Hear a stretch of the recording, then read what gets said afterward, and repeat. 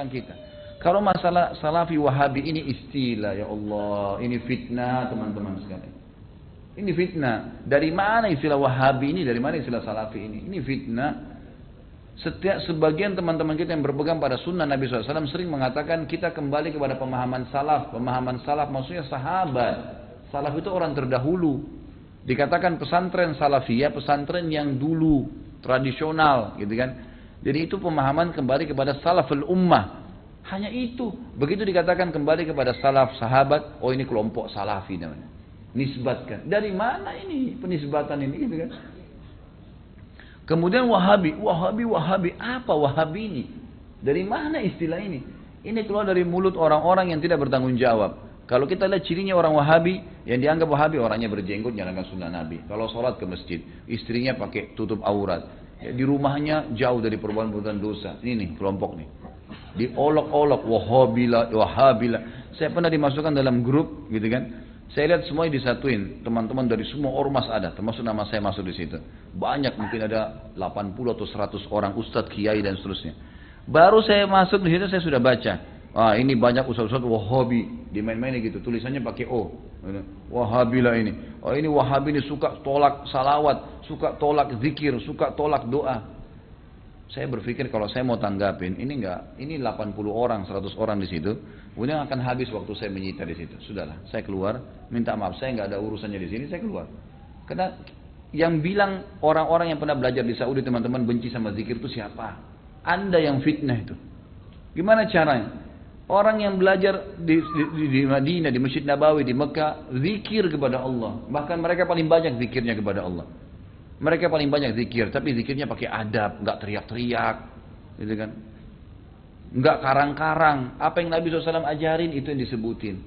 Adab sama Allah, subhanallah, subhanallah. Dilakukan, bukan tidak dilakukan. Tapi tidak ada subhanallah, alhamdulillah. Dibaikkan main-main, Allahu, apa ini? Ini apa ini? Ini kalau zaman Umar sudah diketuk semua kepalanya nih. Ngarang-ngarang gitu kan. Oh ini benci sama doa. Siapa yang bilang benci doa teman-teman sekalian? Antum nggak dengar tuh bagaimana Syekh Sudes berdoa sampai hampir 1 jam kalau sholat kunut. Itu dikatakan tuh, itu pentolannya Wahabi katanya. Baik berdoa kunut 1 jam sampai orang semua pada menangis seluruh dunia. Antum bilang itu Wahabi. Ini subhanallah ini. Benci doa itu namanya ajib. Sesuatu yang aneh gitu. Bagi saya tuduhan-tuduhan yang tidak beralasan sama sekali. Nggak beralasan nih. Yang penting dari Saudi Wahabi. Gitu kan. Saya sampai waktu mau berangkat ke Saudi. Awal saya mau belajar tahun 90. Teman-teman ayah saya sempat dipesan dari kota Makassar. Khalid, nanti kamu ke Saudi. Ambil ilmunya tapi jangan jadi Wahabi. Baik. Saya berangkat 6 bulan pertama teman-teman sekalian. Semua guru yang masuk saya ketakutan lihat. Ini Wahabi nih. Apa ini Wahabi nih? Mau yang menakutkan ini. Kena wanti-wanti begitu. Lama-lama setelah guru masuk, setiap guru masuk di Madinah, wallahi, saya bersumpah atas nama Allah teman-teman sekalian, tidak pernah ada sebutan nama Wahabi. Saya tidak pernah dengar kata-kata Wahabi dari mulut mereka. Wallah, yang ada cuman qala Allah, qala Rasul. Allah berfirman, Rasulullah bersabda. Wallahi, saya sumpah di sini, di masjid ini memang begitu ajarannya. Begitu ajarannya, qala Allah, qala Rasul. Qala Allah, qala Rasul, selalu. Atau diikuti dengan penjelasan Ibnu Abbas, sahabat, Ibnu Umar, sahabat. Nih pemahamannya mereka. Ini pemahamannya sahabat tentang ayat ini, tentang hadis ini. Itu yang kita pelajarin. Dan kalau ada masalah fikih didatangkan 4 mazhab semua. Imam Syafi'i bilang begini ini dalilnya. Imam Ahmad bilang begini ini dalilnya. Imam Malik bilang begini. Abu Hanifah begini dalilnya. Jelas. Semuanya begitu. Setelah 6 bulan saya berpikir, kok saya harus takut dengan orang-orang seperti ini. Ini ilmu semua disampaikan. Gitu kan. Ilmu semua. Dan bagaimana mempertemukan antara ambil ilmunya, jangan jadi Wahabi. Bagaimana memahami? Saya nggak nyambung gitu. Gimana caranya? Gitu. Teman-teman sekalian, saya kasih jawaban secara akal sehat. Rasulullah SAW lahir di mana? Di Mekah. Ya, 13 tahun fase turunnya ayat-ayat Makkiyah di mana? Di Mekah. Baik, setelah itu Nabi SAW hijrah ke Madinah. Berapa tahun Nabi di Madinah? 10 tahun. Sampai meninggal kan? Kuburannya ada di sana. Demi Allah, Mekah sama Madinah markas Islam. Ada orang mengatakan itu markas Wahabi, markas ini tempat Nabimu lahir dan mati. Kok gimana sih? Lalu dikatakan itu ajarannya tidak benar, yang sesat. Padahal kalau kita duduk di majelisnya ulama, Ini Rasulullah bersabda, ayat Al-Quran dalam surah ini. Selalu itu. Silakan saya tantang siapapun teman-teman sekalian. Bukan tantang. Saya ajak anda kalau lagi umrah, yang mengatakan Wahabi, tolong anda datang ke Masjid Nabawi, Masjid Haram Mekah. Duduk di majelisnya salah satu ulama situ. Coba dengar apa yang mereka bilang. Coba jangan, atau mau bertanya silakan. Pasti mereka jawab, hukumnya kalau Allah berfirman surah ini. Rasulullah bersabda begini. Itu isinya. Itulah yang mereka bilang Wahabi. Ini kemurnian agama teman-teman sekalian. Dan kalau anda tidak pertahankan kemudian agama, lalu siapa yang mau pertahankan? Ini aneh sekali gitu. Ini luar biasa, sebenarnya harus diluruskan. Mudah-mudahan Allah berikan hidayah ya. Banyak orang Islam yang tidak faham, ya, dia kukunya masih panjang, sholatnya masih Senin Kamis, ikut-ikutan Wahabi juga. Bukannya belajar, bukannya nanya, malah ikut-ikutan. Ini fitnah di tengah-tengah kaum muslimin. Kata Nabi SAW, Yahudi terpecah 71 golongan. Nasrani 72, umatku 73, semuanya di neraka. Mampir neraka dulu, nanti masuk surga iya. Kecuali satu, nggak pakai lewat neraka masuk surga. Kata para sahabat sudah tanya, siapa itu ya Rasulullah? Apa kata Nabi? Yang berpegang pada sunnahku dan sahabatku. Nah ini yang selalu ditunjuk Salafi, Wahabi ini yang selalu berkata Rasulullah bersahabat. Ini orang yang berpegang pada kemudian Islam. Teman-teman sekalian berhenti dalam masalah istilah-istilah seperti ini. Ini bahaya, memperpecah umat dan macam-macam. Saya lihat beberapa di cuplikan YouTube saya, ada kata-kata di bawah. Oh ini pentulannya Wahabi nih. Ini mungkin ISIS nih. Nah ini mungkin ini nih. Ini mungkin ini nih. Padahal orang itu tidak kenal saya. Bagaimana pertanggungjawaban dia hari kiamat di depan Allah? Coba nuduh saya. Bisa ketemu sama saya minta maaf nggak? Kalau nggak ketemu, gimana coba? Saya bisa maafin, tapi dalam hukum Islam, kalau seseorang memfitnah saudaranya Muslim, menuduh sesuatu yang dia tidak punya ilmu, kan itu. Sudah dimaafin pun pada orang yang melakukan orang-orang yang sedang difitnah, tetap hukum syar'i dia harus minta maaf. Kalau tidak, saya dapat pahala karena memaafkan, dia tetap dihukum sama Allah karena masih belum minta maaf. Variabelnya begitu kan? Hukumnya begitu. Orang mencuri, ya kemudian dia tidak kembalikan haknya orang, tetap dihukum. Nggak bisa. Maka teman-teman berhenti dari fitnah ini. Kita ikut-ikutan. Ini dikatakan teroris. Oh, kita juga ikut-ikutan teroris semua. Ini garis keras. Ini kita katakan garis keras. Belajar. Kita punya mata bisa melihat, telinga bisa mendengar, hati bisa berpikir, bisa merenungi. Dengar dong dulu, gitu kan? Apa yang disampaikan? Kalau disampaikan benar, terima. Kan itu. Teman-teman yang dituduh dengan istilah ini hanya betul-betul kembali kepada kemudian Al-Quran dan Sunnah. Itu. Coba hadiri pengajiannya pasti selalu kalau Allah, kalau Rasul. Kalau Allah, kalau Rasul. Ini ajaran Islam teman-teman.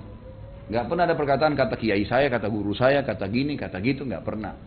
Anda boleh ikuti ceramah saya. Kalau saya pernah katakan ini kata si fulan ini sudah jauh. Kalau Allah, kalau Rasul. Ada tanggapan ulama yang merincikan mungkin atau menyampaikan. Itu mungkin. Ini Allahu a'lam. Mudah-mudahan Allah perbaikin keadaan muslim.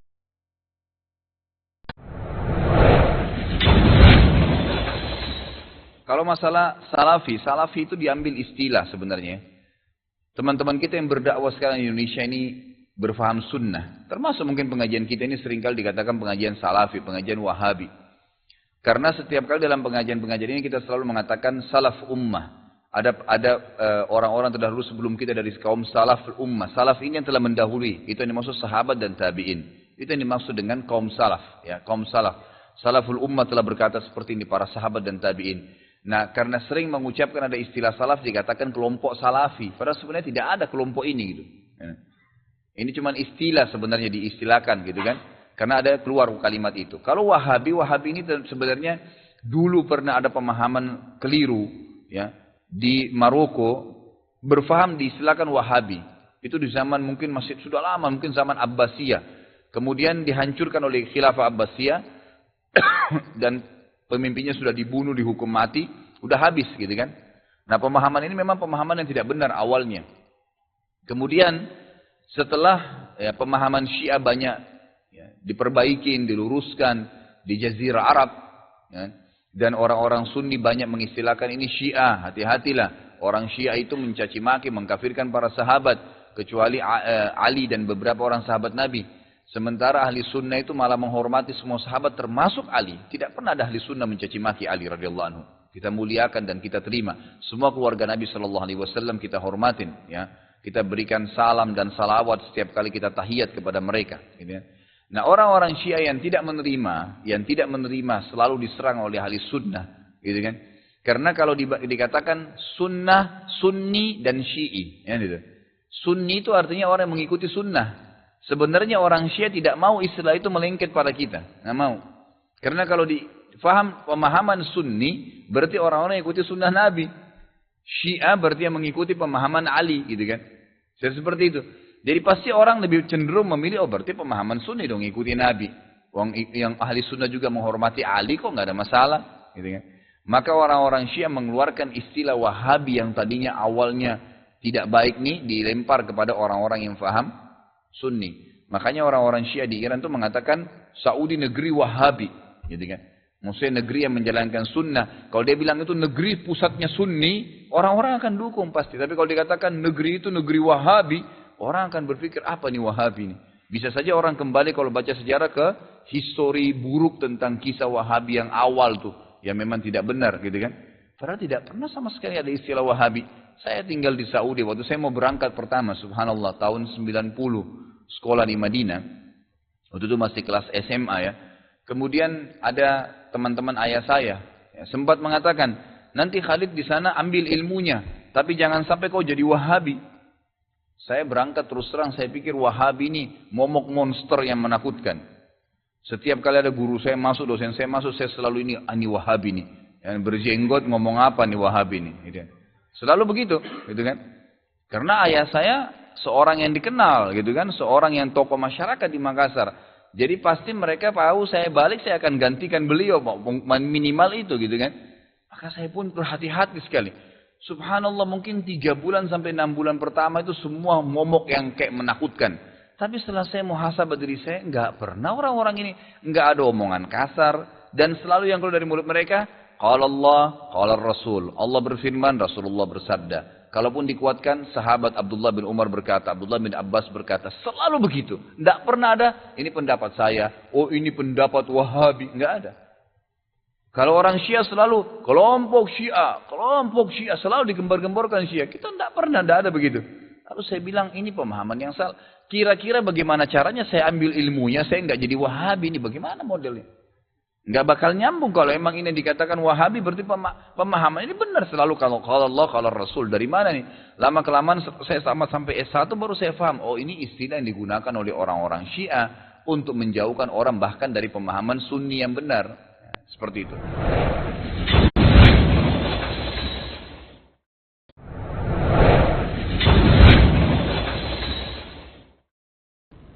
Siapa kelompok ISIS, Syiah dan Wahabi? Apa fadilah bagi orang yang mati syahid?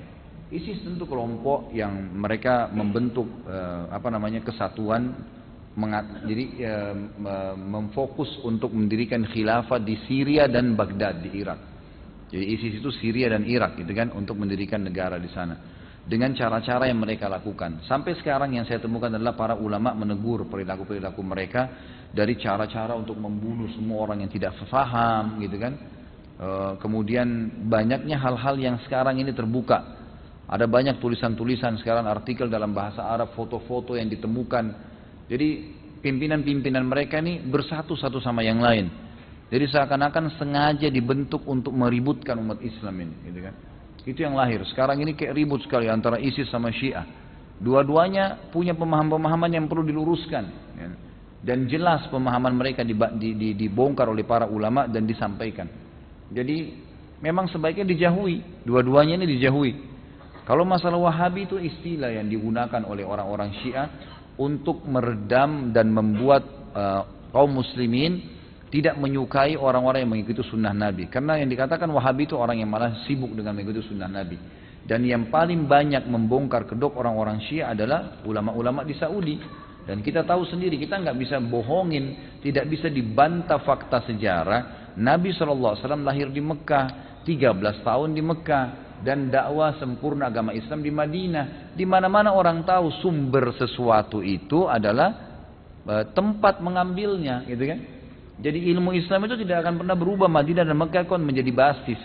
Nah ulama-ulama sana itu sampai sekarang masih mempertahankan tradisi, mempertahankan sunnah Nabi. Dari zaman sahabat tabi'in sampai sekarang. Masih mereka punya halaqah di Masjid Nabawi, menyampaikan hadis-hadis Nabi, meluruskan kesalahan-kesalahan, dan yang paling banyak membongkar kedok Syiah, ya, dan ini juga kelompok ISIS ini adalah ulama-ulama di Saudi, maka mereka disorotin.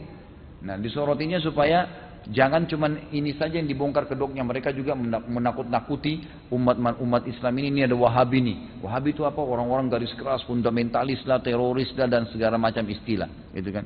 Kalau saya sih nggak usah terpengaruh dengan itu ya.